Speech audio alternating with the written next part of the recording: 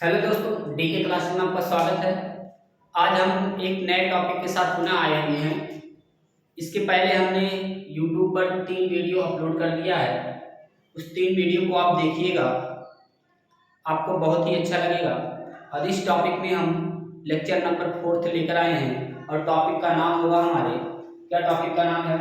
Polarising power and polarisability ion.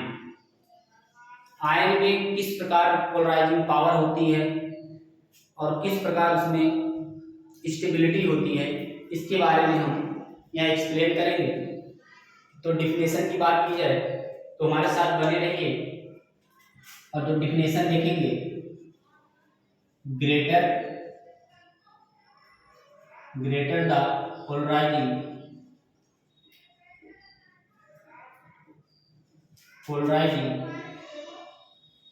Power of cation and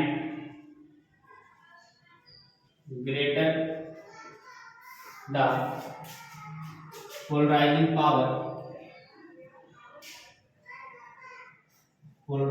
power of anion and greater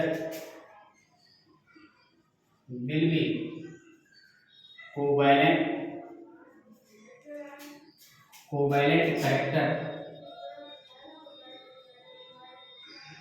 in the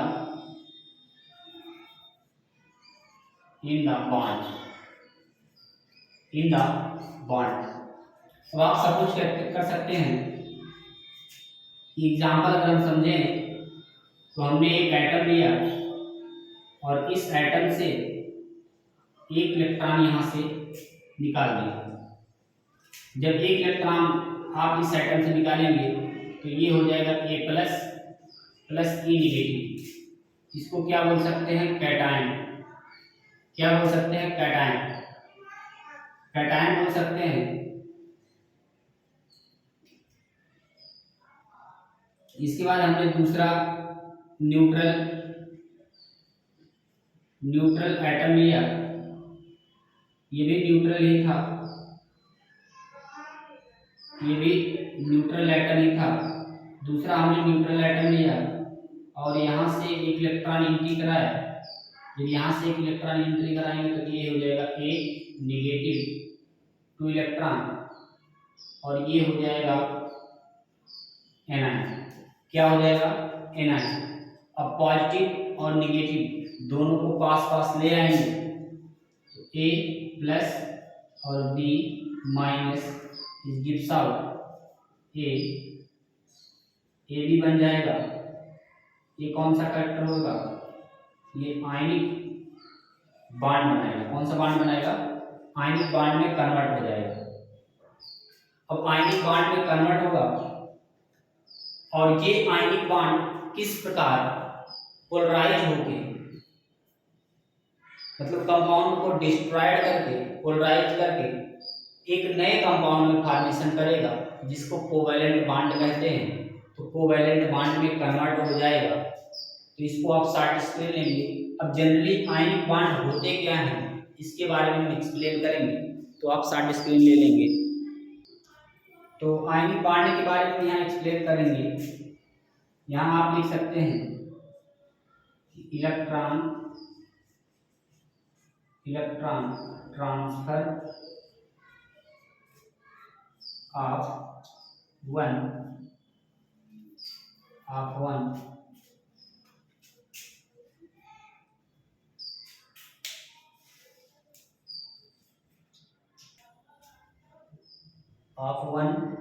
element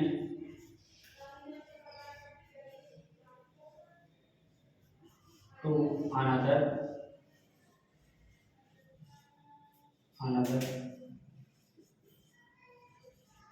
element are called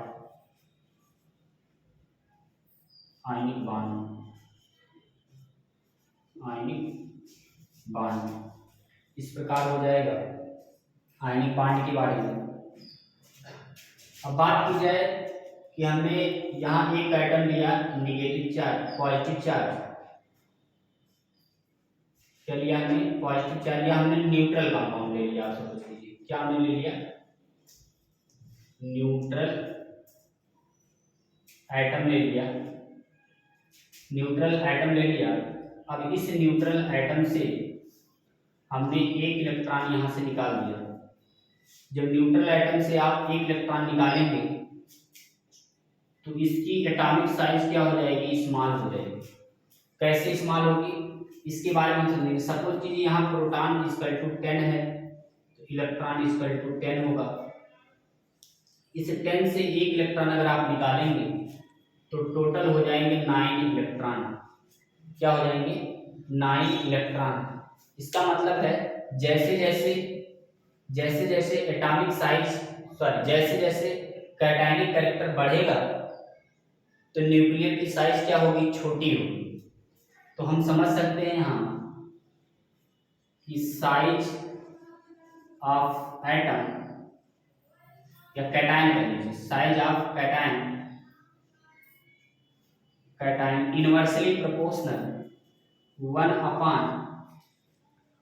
अपान क्या हो जाएगा, nuclear charge, nuclear charge. मतलब जैसे जैसे cationic character बढ़ेगा, मतलब धनायन बढ़ेगा, वैसे वैसे न्यूक्लियर चार्ज का मान क्या होगा, घटेगा। न्यूक्लियर चार्ज का मान क्या होगा, घटेगा। और अगर कैटायनिक कैरेक्टर बढ़ता है तो न्यूक्लियर चार्ज का मान क्या होगा, बढ़ेगा। लेकिन इन केसों में क्या होगा कि जनरली जो न्यूक्लियस के चार्ज हैं वो बढ़ेंगे। इन केसों में क्या होगा, न्यूक्लियर का चार्ज बढ़ेगा और कैटायन का चार्ज क्या होगा, घटेगा। कैटायन का चार्ज घटेगा। तो इस प्रकार हमने भी बता दिया कि आप इसको इस तरीके से भी लिख सकते हैं। इस तरीके से भी आप लिख सकते हैं। क्या लिख सकते हैं कि आप यहाँ ये भी लिख सकते हैं, न्यूक्लियर चार्ज इनवर्सली प्रोपोर्शनल 1 अपान कैटायन। क्या लिख सकते हैं, इनवर्सली प्रोपोर्शनल 1 अपान कैटायन। अब आप मान लीजिए एक न्यूक्लियस ले लीजिए, अब इस न्यूक्लियस को मान लीजिए आपने लिया सोडियम एटम। क्या ले लिया, sodium atom, K, L and M, ठीक है, ये ले लिया। अब इसका जब आपने इलेक्ट्रॉनिक कॉन्फ़िगरेशन किया तो 2 इलेक्ट्रॉन इसमें फिल कर दिया, 8 इलेक्ट्रॉन इसमें, 1 इलेक्ट्रॉन इसमें। अब आप बताइए जब इस सोडियम एटम पहले न्यूट्रल था, जब इस पे आपने एक पॉजिटिव चार्ज रखा, एक पॉजिटिव चार्ज रखने से यहाँ का इलेक्ट्रॉन क्या हो गया, गायब हो गया। जब यहाँ से इलेक्ट्रॉन निकाल देंगे तो ये क्या होगा, यहाँ न्यूट्रल हो जाएगा, इम्पटी हो जाएगा। तो धीरे धीरे क्या होगा, एटॉमिक साइज क्या हो रही, छोटी हो रही है। जब एटॉमिक साइज छोटी होगी यानी न्यूक्लियस से और सेल की दूरियां क्या होंगी, कम होंगी। जब एटॉमिक साइज छोटी होगी तो कैटायनिक कैरेक्टर क्या होगा, घटेगा। और इन केसों में न्यूक्लियस का चार्ज क्या होगा, बढ़ेगा, क्योंकि प्रोटॉन पर कोई प्रभाव नहीं पड़ रहा, सिर्फ इलेक्ट्रॉन पर इफेक्ट पड़ रहा है। इन केसों में न्यूक्लियर चार्ज बढ़ने से कैटायन का चार्ज क्या होता है, घटता है। अब इसी में आप आ जाइए एनायन में आ जाइए। तो एनायन में देखेंगे आप, मान लीजिए एक न्यूट्रल कंपाउंड यहाँ आपने लिया और इसमें आपने एक इलेक्ट्रॉन क्या किया, फिल कर दिया। जब आप एक इलेक्ट्रॉन फिल करेंगे, ऐड करेंगे इलेक्ट्रॉन इसमें, तो जैसे ही ऐड करेंगे तो प्रोटॉन की संख्या यहाँ कितनी थी, मान लीजिए प्रोटॉन की संख्या आपने 10 लिखा, इलेक्ट्रॉन की संख्या आपने 10 लिखा, इसमें एक इलेक्ट्रॉन ऐड करेंगे तो कितना हो जाएगा, टोटल 11। तो न्यूक्लियर चार्ज बढ़ने से, ठीक है, इन केसों में क्या होगा कि न्यूक्लियर चार्ज अगर एनायन का बढ़ेगा, या लिख लीजिए ये एटम क्या होगा, भारी होगा, एटम क्या होगा, भारी होगा। और इन केसों तो हमने कहा कि ये हमने एक एटम लिया और इस एटम में ये न्यूट्रल एटम है। कैसा है? न्यूट्रल एटम है। कैसा है? न्यूट्रल एटम है। इस न्यूट्रल एटम में अगर आपने एक इलेक्ट्रॉन ऐड कर दिया, जब इलेक्ट्रॉन आप ऐड करेंगे तो इन केसों में एनायन का करंट क्या होगा? बढ़ जाएगा। और एनायन की साइज बढ़ने से इसका जस्ट अपोजिट होगा, यानी लिख सकते हैं size of anion inversely proportional 1 upon nuclear charge. Nuclear charge यानी एनायन की साइज अगर बढ़ेगी तो न्यूक्लियर चार्ज क्या होगा? घट जाएगा। न्यूक्लियर चार्ज घट जाएगा। आप शॉर्ट स्क्रीन लेंगे, दूसरे टॉपिक पर चलते हैं। तो इस प्रकार हम दूसरे फंक्शन पर चलते हैं। तो हमने ले लिया एक यहाँ कैटायन और एक ले लिया हमने एनायन। ये हमारा है कैटायन और ये एनायन। इनके बीच अट्रैक्शन होता है।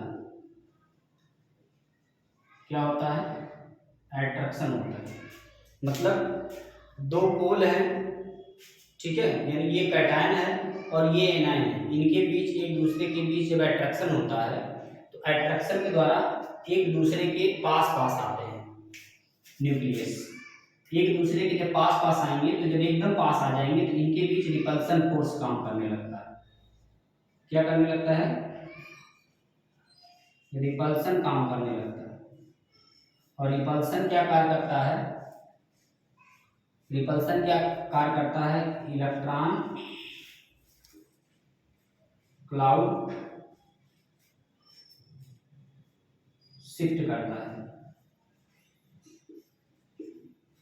इलेक्ट्रॉन क्लाउड में शिफ्ट कर देता है और इस प्रकार ये पास पास आने लगते हैं। और जैसे ही पास आते हैं तो इनके बीच में एक डिस्ट्रॉयड हो जाते हैं। ऐसी को बोल सकते हैं डिस्टॉर्टेड, विकृत उत्पन्न हो जाती है।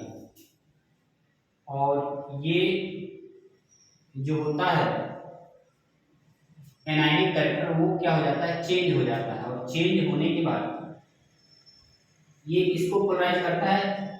एनायन को, यानी ये कर देता है पोलराइजिंग।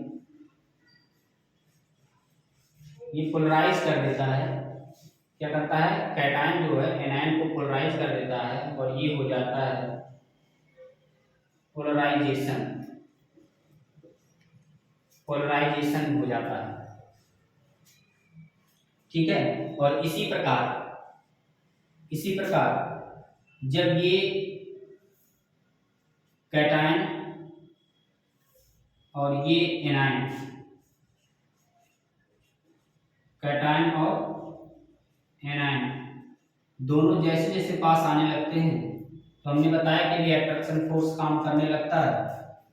और ये अट्रैक्शन फोर्स जैसे काम करेगा तो इनके बीच एक बॉन्ड बनता है जिसको क्या कहते हैं? Ionic bond. आयनिक बॉन्ड कहते हैं। और ये आयनिक बॉन्ड कन्वर्ट हो जाता है। ये आयनिक बॉन्ड कन्वर्ट हो जाता है किसमें कन्वर्ट हो जाता है? कोवैलेंट बॉन्ड में। किसमें कन्वर्ट हो जाता है? Covalent bond. अच्छा, कोवैलेंट बॉन्ड कैसे बनता है? यहाँ जो बनता है शेयरिंग ऑफ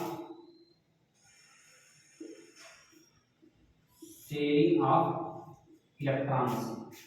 इलेक्ट्रॉन के शेयरिंग से ये कौन सा बॉन्ड बनता है? कोवैलेंट बॉन्ड बनता है। क्या बनता है? कोवैलेंट बॉन्ड बनता है। तो यहाँ हम कह सकते हैं कि पोलराइजिंग या पोलराइजेशन कह सकते हैं। पोलराइजेशन डायरेक्टली प्रोपोर्शनल कोवैलेंट, या इसी को कह सकते हैं size of anion directly proportional covalent, क्या कह सकते हैं कोवैलेंट। इस प्रकार नए कंपाउंड का क्या हो जाएगा, फॉर्मेशन हो जाएगा। तो अगर वीडियो अच्छा लगा है तो लाइक करें, सब्सक्राइब करें, बेल आइकन को दबाएं। नेक्स्ट वीडियो में पुनः मिलेंगे हम आपके साथ, जिसमें लेकर आएंगे नए टॉपिक, खजान रूल। बहुत बहुत धन्यवाद।